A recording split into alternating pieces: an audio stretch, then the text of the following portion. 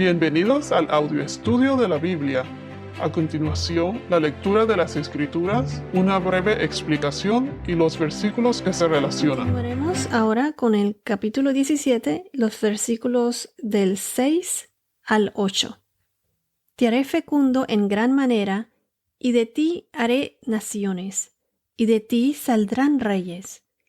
Estableceré mi pacto contigo y con tu descendencia después de ti, por todas sus generaciones, por pacto eterno, de ser Dios tuyo y de toda tu descendencia después de ti. Y te daré a ti y a tu descendencia después de ti la tierra de tus peregrinaciones, toda la tierra de Canaán, como posesión perpetua, y yo seré su Dios.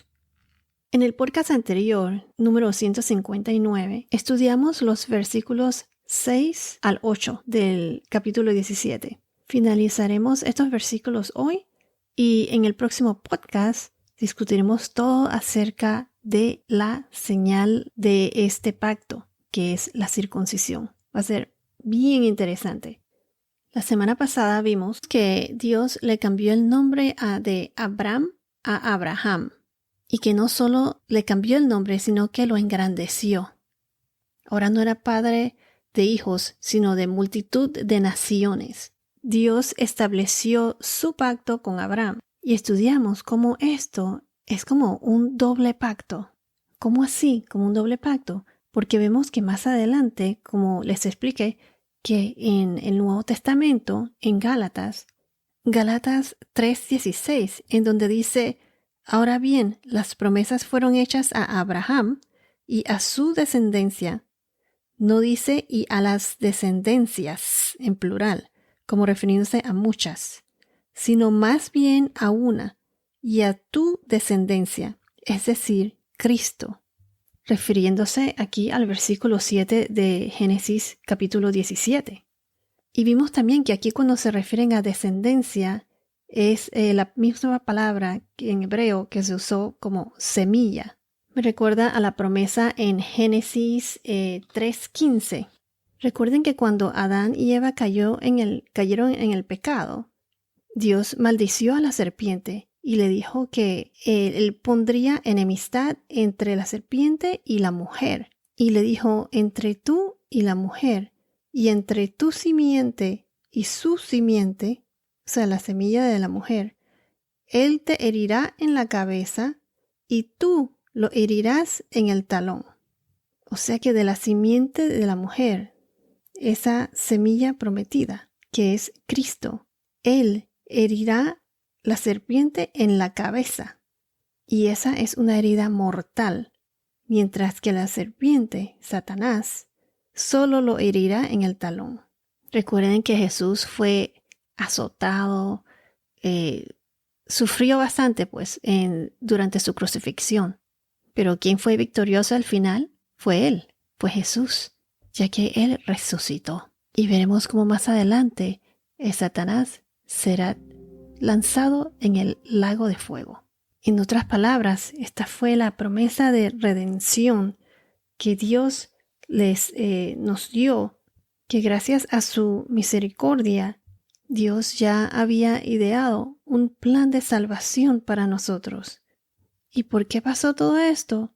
Porque Adán y Eva, ellos cayeron en el pecado. Y fue entonces cuando Dios prometió esa semilla que nacería de la mujer y nos salvaría a todos de nuestros pecados. Recuerden que Jesús, nuestro Señor, nace de la descendencia de Abraham.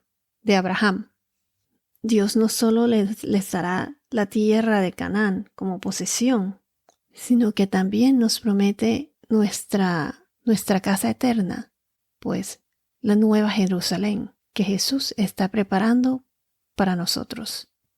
Y esa promesa, como dice aquí, es perpetua, es para siempre. Esto fue un pacto eterno, como lo dice aquí en el versículo 7. Noten que del versículo 6 al versículo 8, solo en estos 3 versículos se repite 5 veces las promesas de lo que Dios cumplirá. los verbos te haré, como cuando dice aquí, te haré fecundo en el versículo 6, haré naciones en el versículo 7, estableceré mi pacto en el versículo 8, te daré a ti y a tu descendencia en el versículo 9, yo seré su Dios. Todo esto es lo que Dios estaba prometiendo que Él iba a hacer. En inglés, la traducción de estos verbos se componen de dos palabras, I will. I de yo y will de como que yo voy a hacer esto. W-I-L-L. Entonces, como se dice en la traducción de inglés, dice que hay 5 I wills en inglés. Lo que quiero decir es que aquí en español se enfatiza 5 veces esto. Lo que pasa es que en inglés es la misma palabra 5 veces, I will, pero en español como se traduce diferente por los diferentes verbos. Esto se repitió 5 veces. El número 5 simboliza la gracia, la bondad y el favor de Dios hacia los humanos. Se menciona 318 veces en las escrituras aproximadamente. 5 es el número de la gracia y multiplicado por sí mismo, como veremos más adelante, es 25. Es gracia sobre gracia, como lo vemos en Juan capítulo 1, versículo 16. Como dice aquí, pues de su plenitud todos hemos recibido, y gracia sobre gracia. Vemos que Moisés, por ejemplo, Moisés escribió, ¿cuántos libros? 5. Los 10 mandamientos contienen 2 conjuntos de 5 mandamientos. Por ejemplo, los primeros 5 mandamientos están relacionados con nuestro trato y relación con Dios. Y el resto, los otros 5, se refieren a nuestra relación con los demás, con los otros seres humanos, con nuestro prójimo. Y así vemos muchos ejemplos más en la Biblia. Qué curioso esto, ¿no? Entonces, en estos versículos, en el versículo 7 y 8, donde dice que esto es por pacto eterno, perpetuo, como lo mencioné antes, esto todavía está vigente. Y no solo eso, sino que esto es para siempre, o sea, es un pacto eterno y que todavía sigue vigente porque es eterno. Porque nosotros algún día seremos herederos del nuevo reino, nosotros los creyentes. Nuestra casa no es esta es nuestra casa temporal, esta tierra, el mundo de hoy en que vivimos. En Génesis capítulo 15, versículo 18, fue cuando el Señor hizo un pacto con Abraham y le dijo que a tu descendencia he dado esta tierra, desde el río Egipto hasta el río Grande, el río Éufrates, y así sucesivamente. Y ahora aquí se lo confirma, reconfirma y se lo recuerda en el verso número 8, que a ti te daré a ti y a tu descendencia o a tu semilla después de ti la tierra de tus peregrinaciones, toda la tierra de Canaán. Pero ¿qué más dice aquí? Como posesión perpetua. Veremos más adelante en Génesis capítulo 17, versículo 19, en este mismo capítulo, que Dios le dice a Abraham que Sarai tendrá un hijo. Y recuerden que Sarai era infértil, no podía tener hijos y encima de eso era de mayor edad. Y él le dijo a ella que le pondría por nombre Isaac. Y ese pacto también lo establecería con Isaac. Y ese pacto también era, como él dijo, perpetuo, eterno, para su descendencia después de él. Y vamos a ver que más adelante Dios se le aparece a Isaac, el hijo de Sara y Abraham, en Génesis capítulo 26, versículo 24. Y se los voy a leer. Les dice así, versículo 24. Yo soy el Dios de tu padre Abraham. No temas, porque yo estoy contigo y te bendeciré y multiplicaré tu descendencia por amor de mi siervo Abraham. Entonces, este pacto no solo es perpetuo y para siempre, sino que también continúa con su descendencia, con Isaac, el hijo prometido de Sarai, que más tarde vamos a ver también que el nombre de Sarai es cambiado por Sara. Noten otra cosa, que en este capítulo Dios le habla a Abraham. ¿Cuántas veces? 5 veces Dios se dirige a Abraham. Por ejemplo, en el verso de los versículos 1 al 5, en el versículo 1 dice, el Señor se le apareció y le dijo. La segunda vez que le habló a Abraham fue en el versículo 3, del 3 al 8, y dice que, y entonces Abraham se postró sobre su rostro y Dios habló con él. La tercera vez fue en el versículo 9, del versículo 9 al 14. Dijo además Dios a Abraham. La cuarta vez, versículo 15, del 15 al 17. Entonces Dios dijo a Abraham. Y la quinta vez fue en el versículo 19, del versículo 19 al 21. Pero Dios respondió. O sea, 5 veces Dios se le dirigió a Abraham. En este capítulo es donde Dios más habla con Abraham. La mayoría son palabras que dijo Dios. Si vemos los otros capítulos del Antiguo Testamento en la Biblia, ya Dios no dice tanto como en este capítulo 17 de Génesis. Este es en el Antiguo Testamento.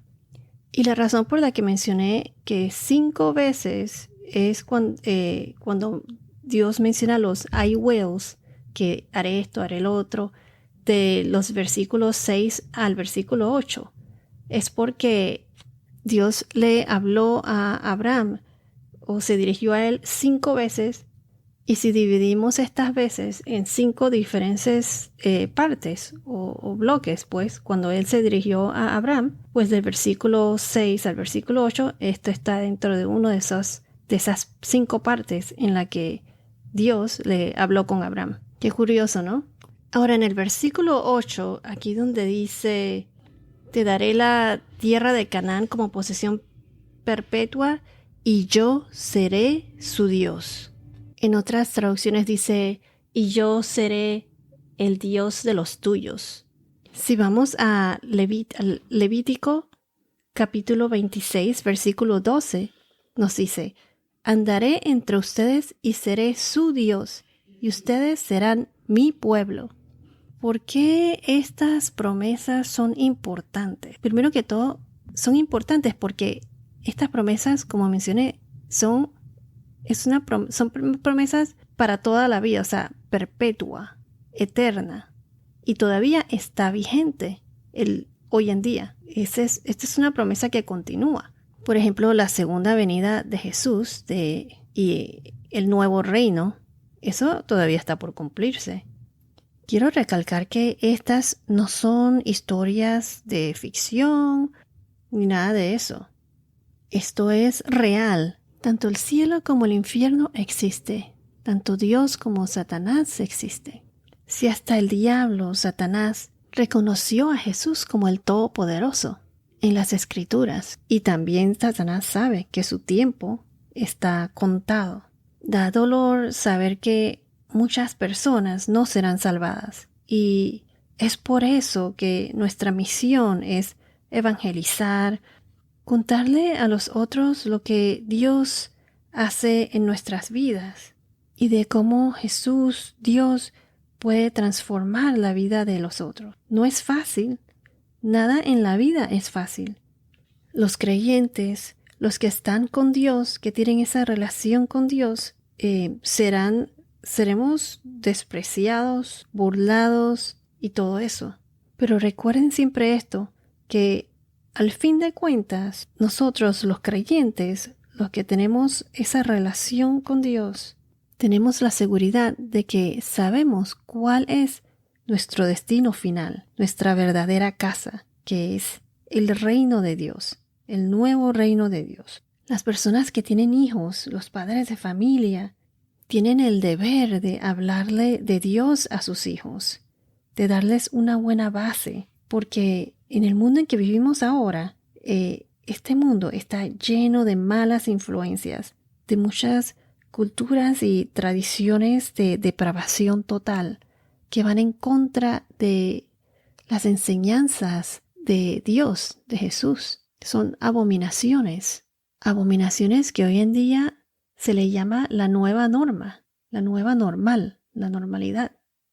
Hay que luchar por esta nueva generación, por los hijos, enseñarles la palabra, comenzar a leerles la Biblia desde bebé o desde niños, establecer buenas costumbres en la familia. Es importante enseñarles a tener esa relación con Dios desde pequeños, de hablar con Dios, darle gracias, orar, glorificar al Señor en familia. La próxima semana continuaremos con los versículos de 9 al 14, que hablan de la circuncisión. Bueno, esto es todo por ahora. Que tengas un día muy bendecido y hasta la próxima.